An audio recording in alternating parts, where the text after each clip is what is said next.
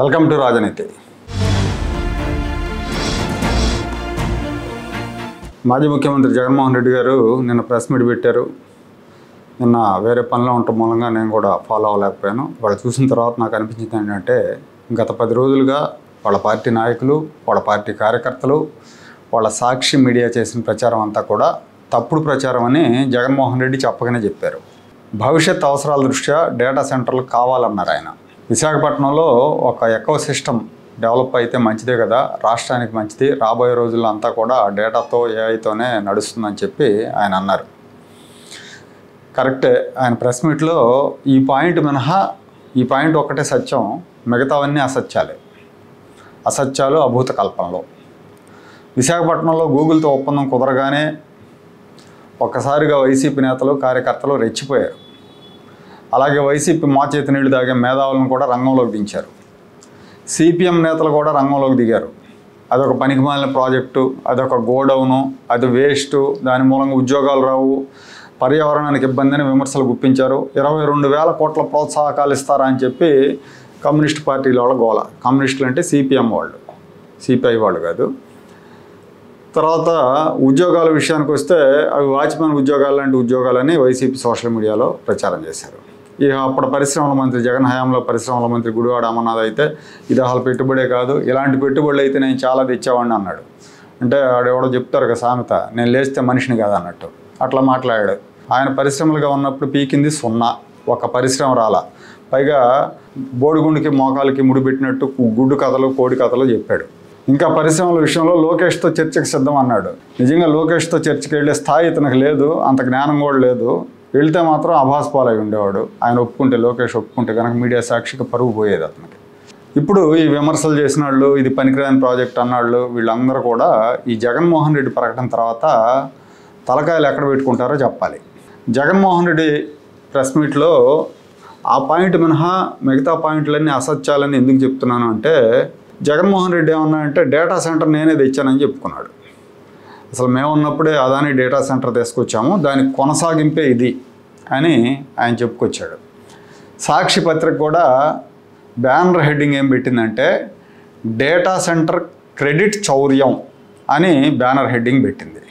అంటే ఈ క్రెడిట్ చంద్రబాబు నాయుడు కొట్టేశాడు, దొంగతనం చేశాడు, అసలు ఆ క్రెడిట్ జగన్మోహన్ రెడ్డిది అన్నట్టు రాశారు వాళ్ళు.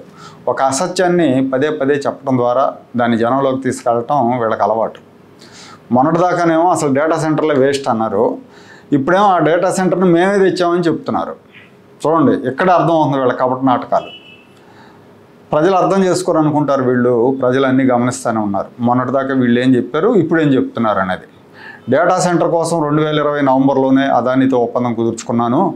డేటా సెంటర్ రావాలంటే సింగపూర్ దేశం నుంచి 3,900 కిలోమీటర్ల పొడవున బంగాళాఖాతంలోంచి కేబుల్ వేయాలి. ఇలా కేబుల్ వేయమని సింగపూర్ ప్రభుత్వానికి 2021లోనే నేను లేఖ రాశానని జగన్మోహన్ రెడ్డి చెప్పారు. అంటే 2021లో జగన్మోహన్ రెడ్డి లేఖ రాశాడు కాబట్టి సింగపూర్ ప్రభుత్వం ఇప్పుడు స్పందించి, ఆయన లేఖకు స్పందించి, ఆయన లేఖను బేస్ చేసుకొని దీన్ని వర్కౌట్ చేశారంట. అంటే అప్పుడు ఒక లేఖ రాసి పడేశాడు, ఇప్పుడు వచ్చింది.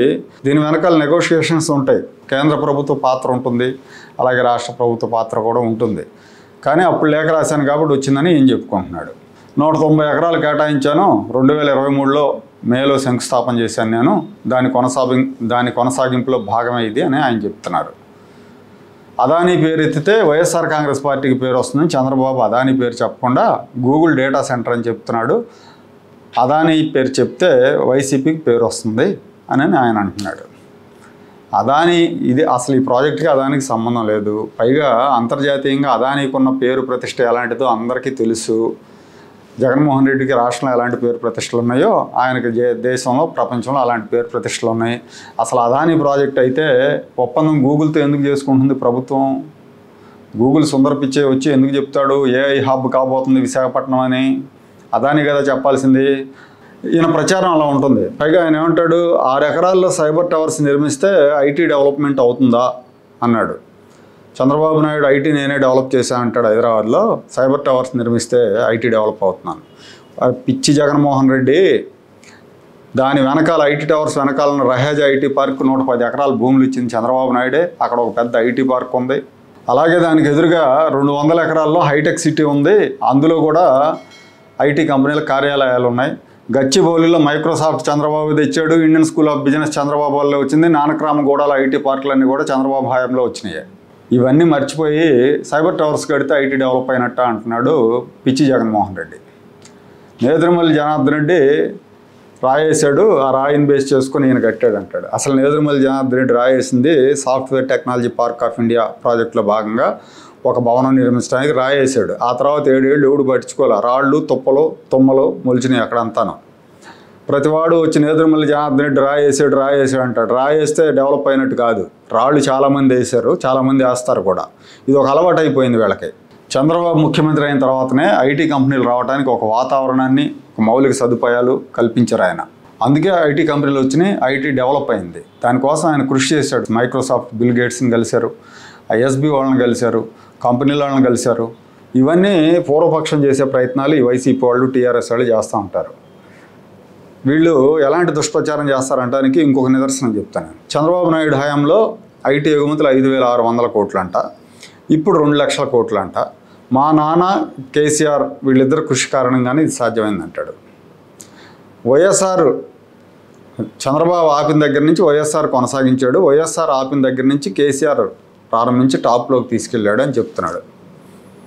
అసలు ఐటీ రంగంలో ఎక్కడా లేని హైదరాబాద్ని, అసలు మ్యాప్లో లేని హైదరాబాద్లో ఐటీకి సంబంధించిన ఎకోసిస్టమ్, మౌలిక సదుపాయాలు, సాఫ్ట్వేర్ పార్కులకు భూములు ఇచ్చింది, తొలుత కంపెనీలతో నెగోషియేట్ చేసి కంపెనీలు తెచ్చింది చంద్రబాబు నాయుడు. దాన్ని వైఎస్ రాజశేఖర రెడ్డి, కేసీఆర్ ఆపకుండా కొనసాగించారు. కాబట్టే హైదరాబాద్ ఆ స్థాయిలో ఉంది. అదే అప్పుడు జగన్మోహన్ రెడ్డి లాంటి సీఎం అయి ఉంటే దాన్ని పురిట్లోనే చంపేసేవాడు. దానికి అనేక నిదర్శనాలు మనం చూసాం. జగన్మోహన్ రెడ్డి ఎన్ని కూల్చివేతలు చేశాడు ఆంధ్రప్రదేశ్లో, అమరావతిని ఏ రకంగా ధ్వంసం చేశాడు, ఒక సైకోలాగా, ఒక రాక్షసుడిలాగా ఎన్ని పనులు చేశాడు అనేది, ఎంత విధ్వంసం చేశాడు అనేది చూసాం. ఈ వాదంతో 190 మంది ఏకీభవిస్తారు కూడా. హైదరాబాద్ని అప్పుడే పడుకోబెట్టేవాడు 2004లో జగన్ లాంటి సీఎం వచ్చి ఉంటే. ఇప్పుడు ఈ జగన్మోహన్ రెడ్డి అదాని డేటా సెంటర్ గురించి చెప్తున్నాడు. దానికి ఆయన విత్తనం వేసాడంట. ఆ విత్తనం ఇప్పుడు మొలకెత్తిందంట 4 ఏళ్ల తర్వాత. 2020లో ఒప్పందం కుదుర్చుకున్నా అని చెప్తున్నాడు. కానీ చంద్రబాబు నాయుడు 2019లోనే అదానితో ఒప్పందం కుదుర్చుకున్నాడు. 2019 ఫిబ్రవరి 15న ఒప్పందం కుదిరింది. ల్యాండ్ అలొకేట్ చేశారు, 70,000 కోట్లు పెట్టుబడి పెడుతున్నామని ప్రకటించారు. కానీ జగన్మోహన్ రెడ్డి గెలిచిన తర్వాత దాన్ని రద్దు చేశాడు, ఆ ఒప్పందాన్ని. ఆ తర్వాత 2023లో ప్రాజెక్టును కుదించాడు. 70,000 కోట్ల ప్రాజెక్ట్ని 3,000 కోట్లకు కుదించాడు జగన్మోహన్ రెడ్డి. ఒప్పందం చేసుకున్నాడు. ఇప్పుడు గూగుల్తో చేసుకున్న ఒప్పందం తన వల్లే వచ్చిందని చెప్పుకుంటున్నాడు. అప్పుడు విత్తనం వేసాడంట. ఇప్పటిదాకా ఆ విత్తనం సుప్త చేతనావస్థలో ఉండి ఇప్పుడు మొలకెత్తిందంట. ఇక్కడ అదాని కానెక్స్ అనే కంపెనీ కేవలం కాంట్రాక్టర్ మాత్రమే. ఈ ప్రాజెక్టులో అదాని కానెక్స్ కంపెనీ పాత్ర ఉందని చెప్తున్నారు. వాళ్ళు ఏంటంటే నిర్మాణం చేయడానికి కాంట్రాక్టర్లు మాత్రమే. గూగుల్ డేటా సెంటర్ నిర్మాణ కాంట్రాక్ట్ని వీళ్ళు తీసుకున్నారు. దాన్నే అదాని డేటా సెంటర్ అని జగన్మోహన్ రెడ్డి చెప్పడం సిగ్గుచేటు. బహుశా కావాలని ఒక వ్యూహాత్మక ప్రచారం అయినా అవ్వచ్చు ఇది, లేదా జగన్మోహన్ రెడ్డి నాలెడ్జ్ స్థాయి ఇది అనుకోవాలి.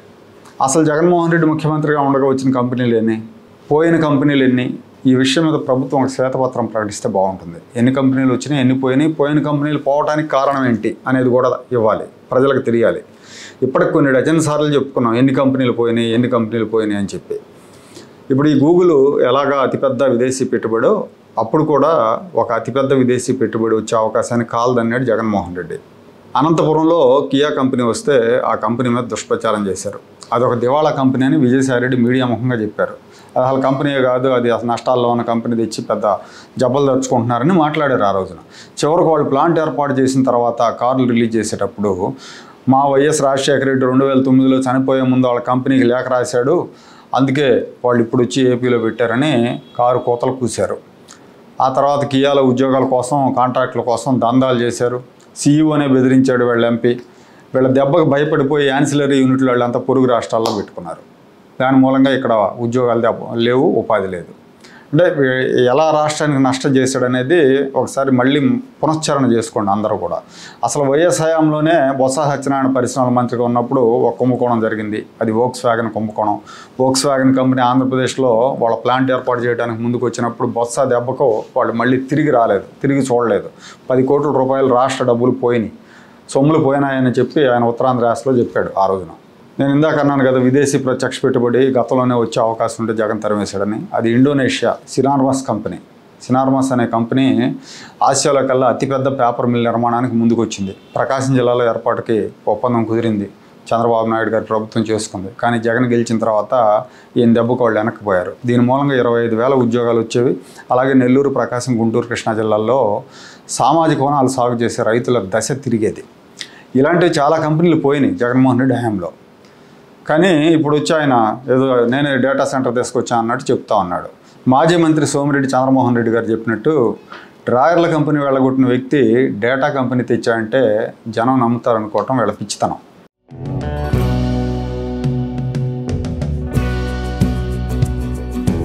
Like, share and subscribe to Rajaniti channel.